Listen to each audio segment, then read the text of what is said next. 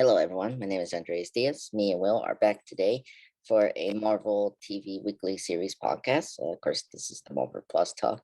We're here for Marvel's What If episode 3. And blah blah blah. What's the episode title? What if Will. the world lost its mightiest heroes? Yes. And well, first off, Will, I saw this episode yesterday because after I finished all my work, and I would say this was like Creep Show meets the Twilight Zone. So, Okay. because I was shocked about the many deaths, like, I mean, the way the Hawk died in this animation episode was freaky. I was like, whoa. Yeah.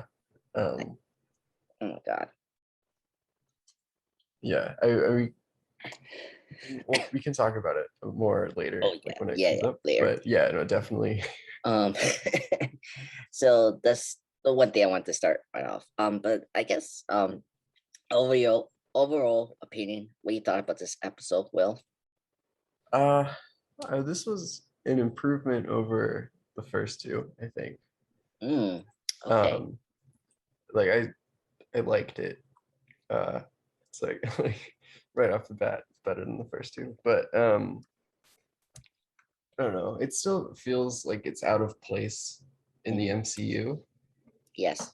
But I liked it on par with, like, I don't know, like other Marvel content that I don't hold to the same standard. So yeah, I liked it. I liked the darker elements.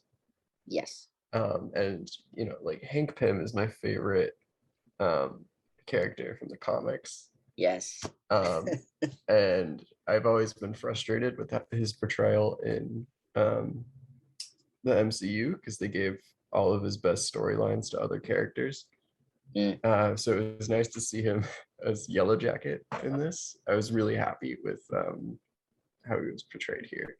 Yeah. So I was so happy about that because I like that we used the Hank's relation to Shield background that we got from the first Avenue movie. So I was very happy about that because I always thought that was kind of a cool nod to his like comic book roots, him being like a Cold War, comic book hero.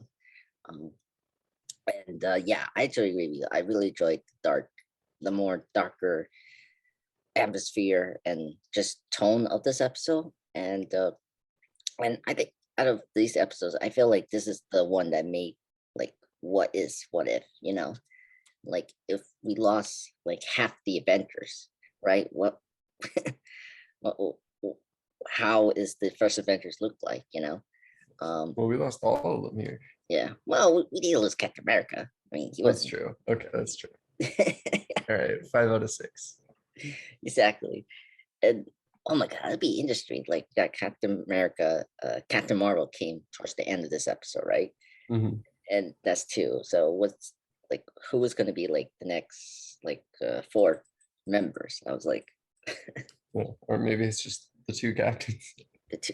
Yeah. I mean, you got Captain Marvel. She's the most powerful. So yeah, she's easily like she can make up for the other 5. Yeah, exactly. Yeah, and I think that was the part that I think I like about this episode is that they actually like you thought it was going to be Stark, right? Because that's what I thought in the just like the one teaser, right?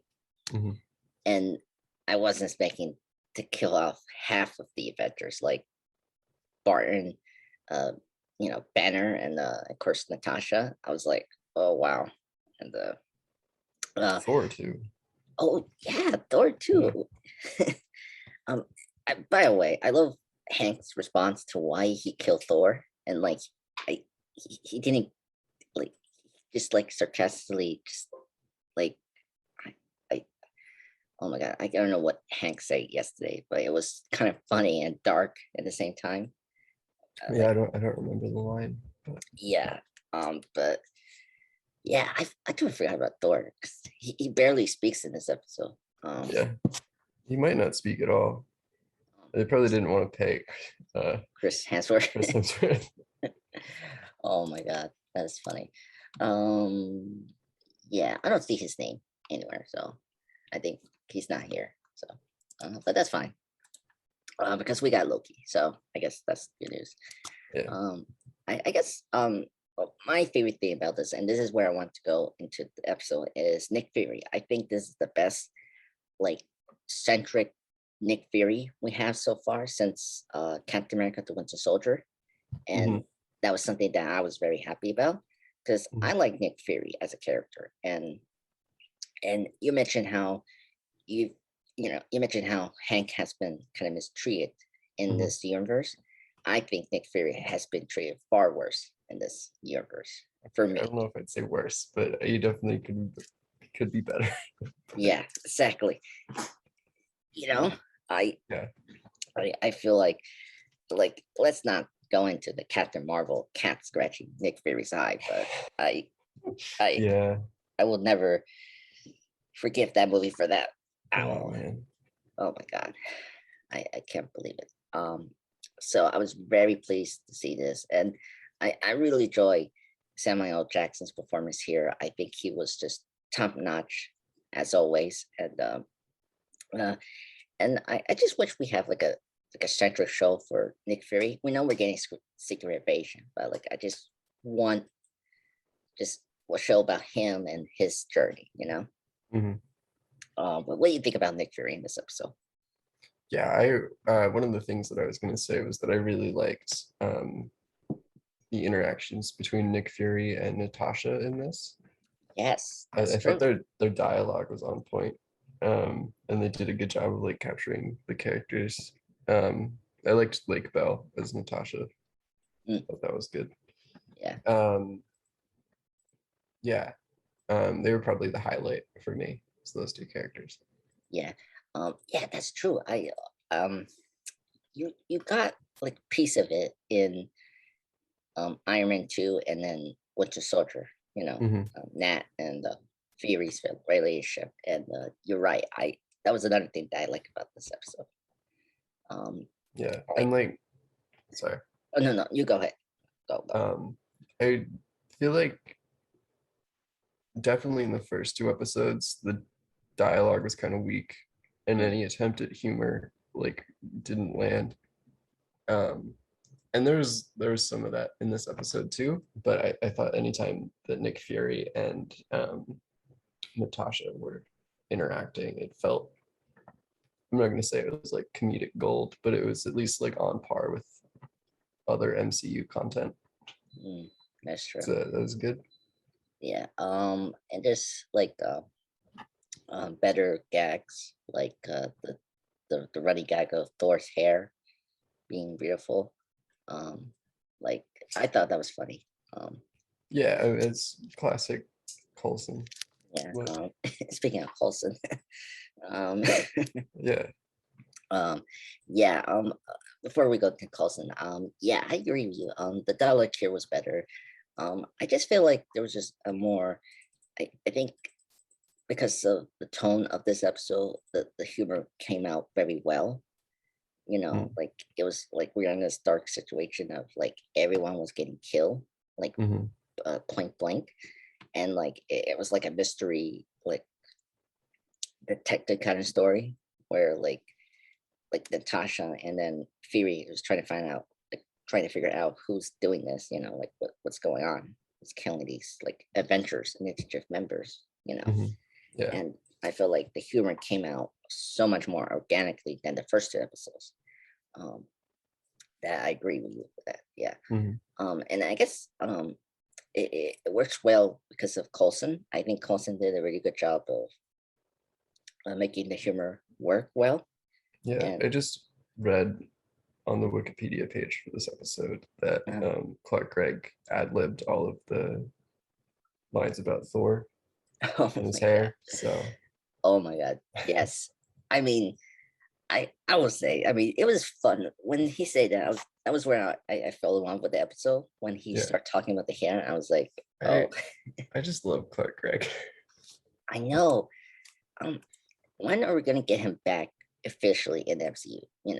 I Yeah, I want them to acknowledge Agents of Shield because it was really good.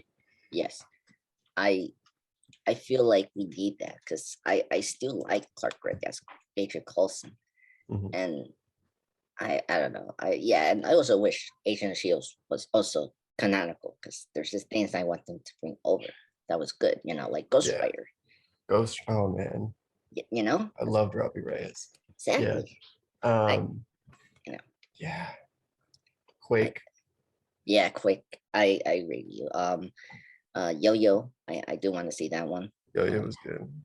so there's a lot of potential like because I want more of the Kree because they did a good job with the Kree Mm, stuff I heard yeah.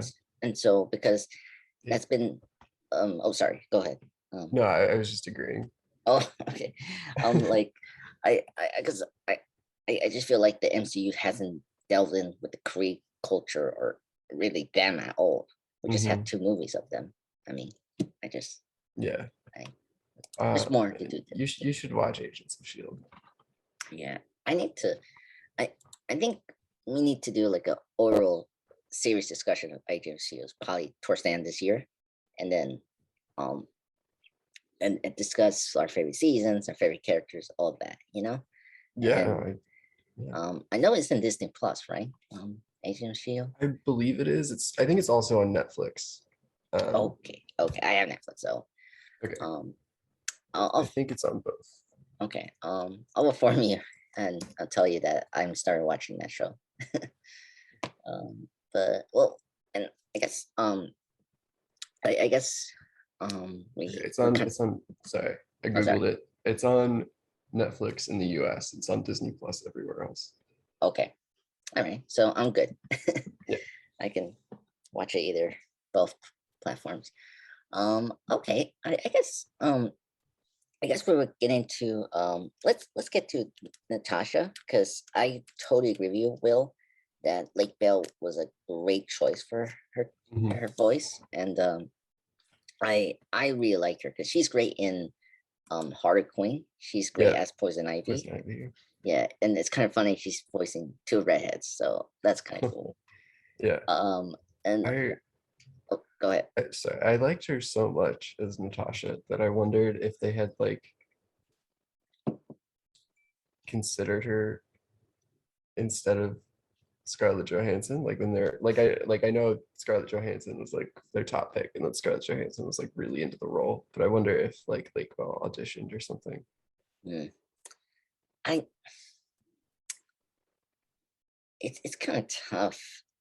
Like, I mean, this show's been in development since 2018. Yeah, no, I mean like back in the Iron Man 2 days, I wonder if Lake Bell auditioned for Oh, Black mm, Widow. I it's kind of I don't think so. I feel like they pick her because she's a great actress. And the Mhm. thing is, she's not the only one that she has replaced. We have a different person voicing Stark and Yeah, I know. It's Evans. just Yeah, I'm I I think she could be. I mean, I guess I think she could be a good live action Natasha. I can yeah, see that. But I don't know. Well, the thing is, famously, Emily Blunt was like right. the front runner, and for me, it's like who else was running out before her? I mean, like Mhm. I don't know. But I don't know. Yeah. I guess. I mean, Marvel doesn't talk about who's like because directors like in the system, directors have like their first choice, and then there's Mhm. like the studio like suggestion list that like this is the candidates they want or Right. like they're interested in. And Marvel hasn't done like they never make that publicly. Right. So Like I like it's always like the actor will like say, "Oh, I did this audition for Marvel Studio film, blah blah blah." yeah. Or Um, yeah. they don't even tell the actor what role they're auditioning for anymore. Yes, Like I that's just um heard an interview with Simu Liu, and he said that he auditioned by um, doing a scene from Good Will Hunting. Yes. And he sent them two tapes, one where he did the Boston accent and one where he didn't. Oh my God. I can't believe it. They did that. Oh my But God. they didn't tell him that he like what role he was auditioning for. Man, that's I I can't believe Warner Studios can just allow to do that. Yeah, I mean, Oh they my have God. enough sway. Yeah, exactly. Yeah, it um man, it's crazy.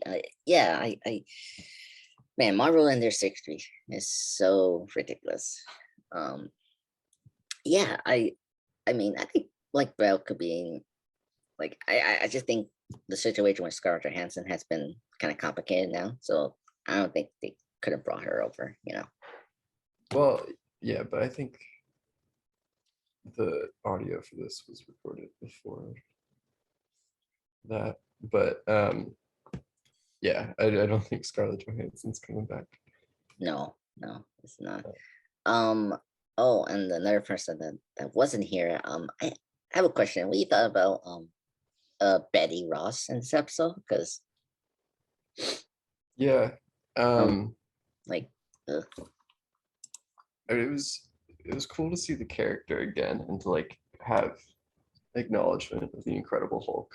yeah, Um, and I like that we're getting more of that recently. But I don't know.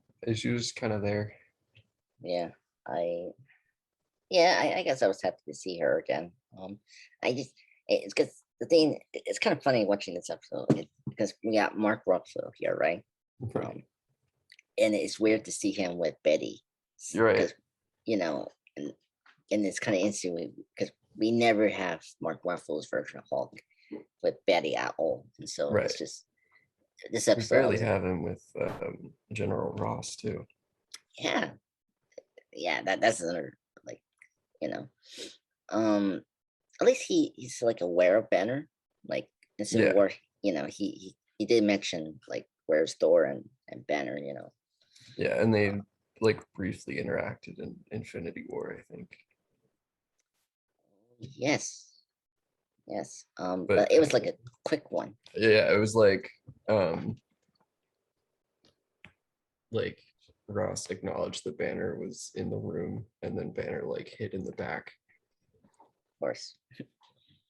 Oh my God. Yes. And that's always like it's very interesting. Like he's like shy, and then the Hulk is not. um. Yeah, Yeah. I guess we can kind of get into like well I guess get into like the twists. Did you were you expecting the twist with Hank being the villain? no, Okay. but I was happy with it. I think. Oh. Okay. Okay. Uh, Um. I think if they had like set up that Hope had been an agent of Shield in this universe, mm, I like it would ruin the twist, but it would also make it feel like the twist was like earned and not just like random. But I really liked the reveal of Hank, like and how he killed all of them. yes. I Um, that was like whoa. yeah. So which like now if we want to talk about the Hulk's death, Yes. um, Oh my God. there are so many disturbing uses for Pym particles. Hmm. Um, and like the MCU is like it's like family movies, so you aren't going to see some of the more disgusting ones. So it was nice. Nice.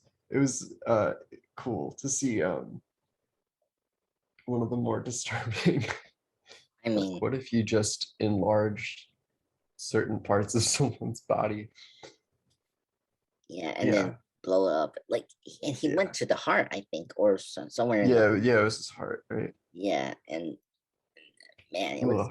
it was crazy. And then the way he like saying name was Stark because that one was kind of scary as well. Mhm. Like him breaking the Neo, but also ejecting him with something, which is kind of cool. Yeah. Um, yeah, that moment was really creepy, and just the overall feel of it was just out there. Yeah. And like, oh, bless you. Oh, thank you. Yeah. Yeah. I like Ant-Man because like his power set is very like versatile, and Yes. like I feel like they never really use that enough.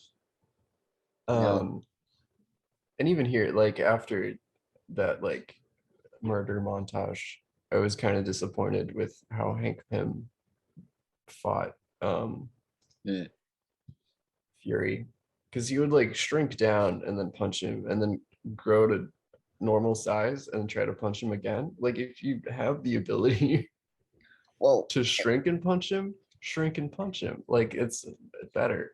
It's well, just I do want to remind people, because towards the end, well, I mean, at that moment, I didn't know that was Loki. That's the other right. thing, because Loki Yeah. had a different, like he had a different matter compared to the other humans, Yeah. and so I Yeah. think But so. no, yeah. And that's why I'm fine with Fury in air quotes being able to punch Hank when he's tiny. Right. Because like I'm sure Loki could like sense where he is somehow. But Hank deciding that in the middle of the fight he's gonna like just grow to normal human size and then punch was really Yeah. dumb. Well, and unfortunately, it was just I feel like for that moment he was like getting frustrated because he was getting just taken down so easily. So he Yeah. wasn't. I like he wasn't. And But I can see what's what you're the saying. point of having superpowers if you aren't going to use the superpowers to fight, you know? Yeah. Um. I can understand. It's one that you have to like. Ugh, Yeah. like, He didn't like grow at all too. no. But Well, I mean, like I, with the purpose of the story, like he's trying to keep it like in plain sight. So I feel like just using the growth serum couldn't make no sense if he was going to attack a city. I yeah, no, but I mean like when he was fighting Fury, yeah, I like he was already like people already knew that it was him. Like he had nothing else to lose. Just mm, like why are you punching him at normal size? that's true. But that's I okay. yeah, but also I wonder if he went like he passed that point of like his career, like he was able to make the formula to grow him big, because that's the other thing you have to consider, because this is a different universe, and we don't know if Michael Douglas, or Hank was able to Yeah, do the shrinking thing to grow big. yeah, that's Um, very generous to the writers. But yeah. yeah, exactly. But I mean, one thing I would say, but the writers they did was I like they didn't make a joke about the shrinking thing, because that's also a thing about the Ant-Man films. They always have fun and make jokes about sizes, and then you Yeah. know it's because like because the shrinking stuff is like very dangerous, and like in the films they always make a joke about it, or like Mhm. or a visual gag about it. Yeah. Here I was very happy they took it serious and showed the potential of it. Yeah, like a guy that can shrink down to the size of an ant but still punch you with like normal human strength is like scary if you're like using it for evil. Yeah. So it's really interesting when there's a Yellow Jacket storyline. Yes. And I mean, and this episode show you how Ant-Man can be like a great assassin. I mean, like Yeah, he literally took out what, five people, or I mean, Avengers. Yeah, yeah, half the Avengers. It's crazy. And that's the thing I like about this episode. I also like about this is that I like how Ant-Man was involved, because he's a founding member of the Avengers, yeah, and yep, and I like the one line from this episode that Fury say he's not the only Avengers. in that file, and of course he thought about Ant-Man, so that was cool.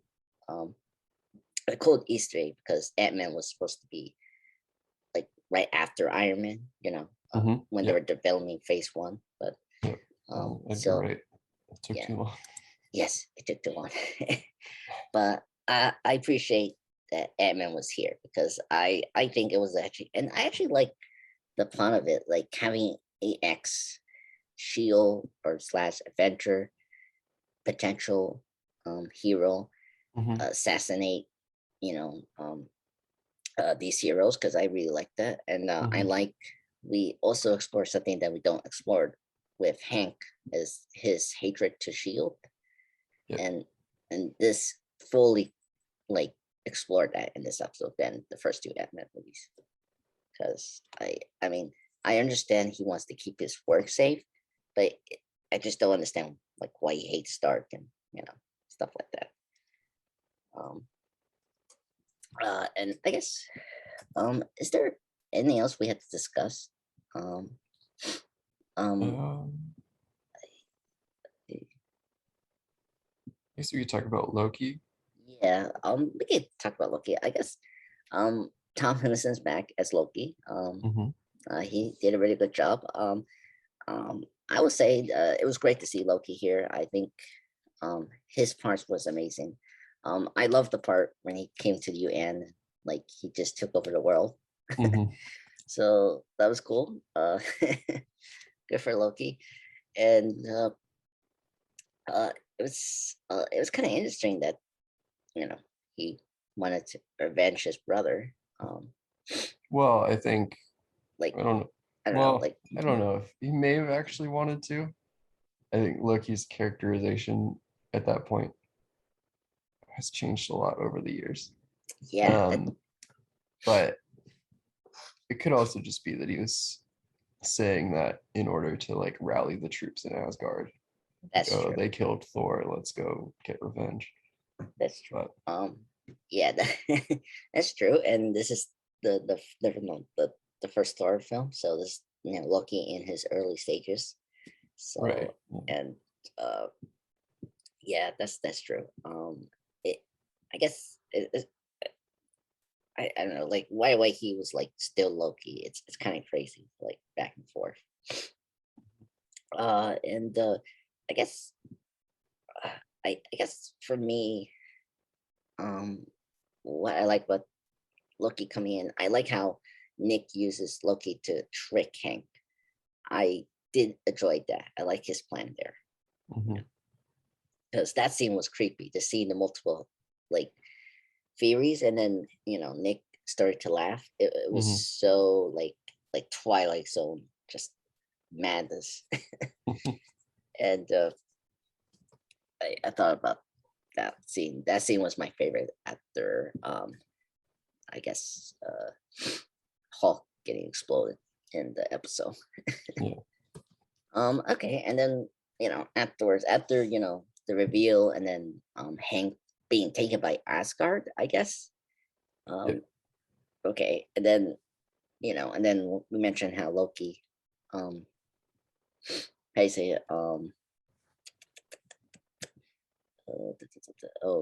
went to the UN and Go declared, for the world. yeah, take over the world, and then we get this, and then to the last scene, we get this kind of skyfall scene where like we race up and see the caskets of all the Avengers that die. Hmm. And it was pretty cool to see their symbols. Um, Hmm. I don't know why Nick did that, but okay. Uh, to tell who's who, and It's weird that and they had Thor's body. yeah, that's weird. Like, You think Asgard would want that, but I mean, I maybe it was just an empty casket for yeah, I to mean, we do symbolize. symbolize. That's the thing. When you have no body, it's like you just put the casket there. That's kind of waste, right? Yeah. But, Oh my god. Oh dear. Yeah, but then same thing with Hulk. How right. Just, yeah, it's all liquid in the. Yeah, exactly. Oh my God. Ugh. Like with and then and then Fury made this huge speech about, like there's the point of the Avengers is, the remarkable people and stuff like that. And so, towards the scene where he finds Captain America and then he gets Captain Marvel be back in the earth because we saw earlier the pager he had Mhm. from the 90s, and I like that we yeah conveniently remember that. Um and she came, and that's it. That was the end of the episode. Mhm. Um uh I guess I mean, were you surprised that Captain Marvel was here? I mean, No, I mean it made sense story wise for her to come back then. mm, right. Yeah. But I guess that was really it. I mean, in terms of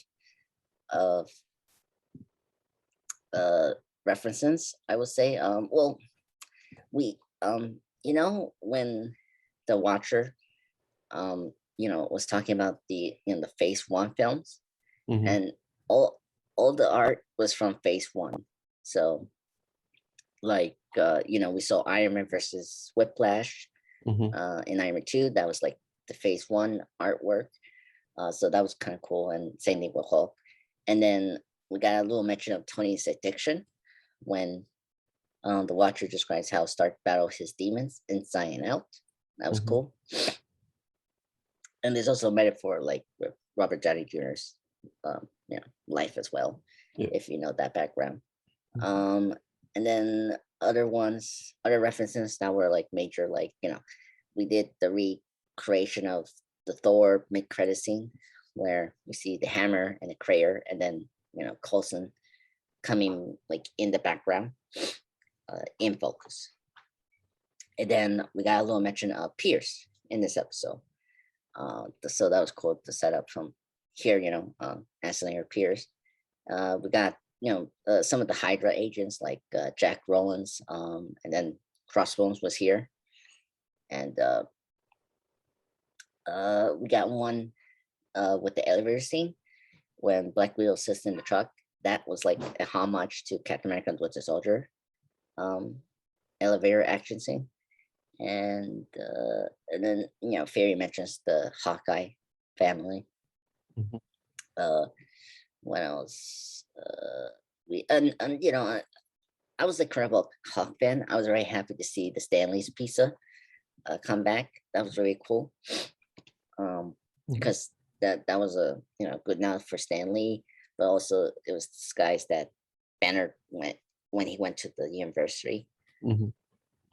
And then of course the whole the attack on the cover university was the same in the the Incredible Hulk film.